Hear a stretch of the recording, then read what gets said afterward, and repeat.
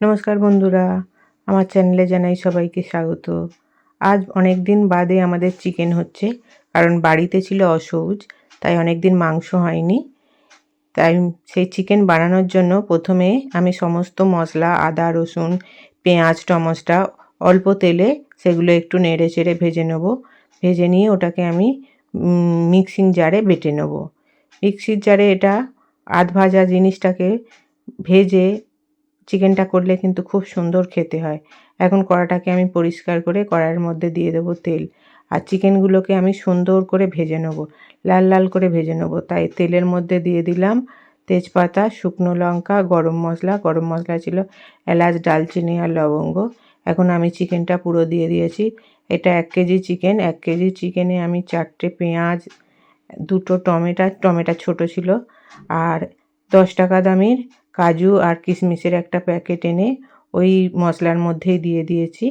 আর তার মধ্যে অল্প একটু রসুন আর আদা সমস্ত কিছু মিক্সিং জারে বেটে নিয়ে আর এখন ওই ভাজা মাংসর মধ্যে দিয়ে দেবো। এর মধ্যে আমি আর কোনো গোটা পেঁয়াজ কুচানো কি টমেটো আমি কিছুই দেব না। এই ভাজা মশলাটাই আমি এর মধ্যে দিয়ে দিয়েছি। দেখুন ওপর থেকে আমি লাল লঙ্কার কাশ্মীরি লঙ্কা, লবণ আর হলুদ দিয়ে পুরো মাংসটাকে কষিয়ে নেব। কত সুন্দর কালার হয়েছে দেখুন বন্ধুরা। আজকে আমি লঙ্কাটা গুঁড়ো লঙ্কা না দিয়ে বাটা লঙ্কা দিয়েছি। আর খেতেও কিন্তু এইভাবে রান্না করলে অসম্ভব সুন্দর হয়। এখন আমি 2টো আলুকে পিস পিস করে কেটে আগে ভাজিনি, এই গ্রেভির মধ্যে দিয়েই ভালো করে ভেজে নেব। মাংসটা এই রকমভাবে আলু দিলেও কিন্তু মাংসর মধ্যে খেতে কিন্তু খুব সুন্দর লাগে। দেখুন আমার পুরো মাংস থেকে তেল ছেড়ে গেছে। এখন আমি ওর মধ্যে অল্প করে জল দিয়ে দেবো। খুব একটা বেশি জল দেবো না, একটু মাখো মাখো করবো। মেয়ে তো মাংস ছাড়া আর তেমন কিছু খায় না, তাই ওর কথা ভেবে একটু মাখো মাখো করবো। শুকনো হলে ও খেতে পারে না।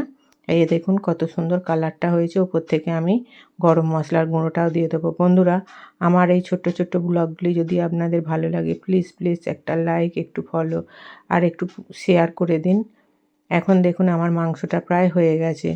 এখন আমি একটু নেড়ে ছেড়ে ওপর দিয়ে দেবো কিছু ধনেপাতা। আলুটাও আমার সিদ্ধ হয়ে গেছে। এখন আমি এটাকে নামিয়ে নেব।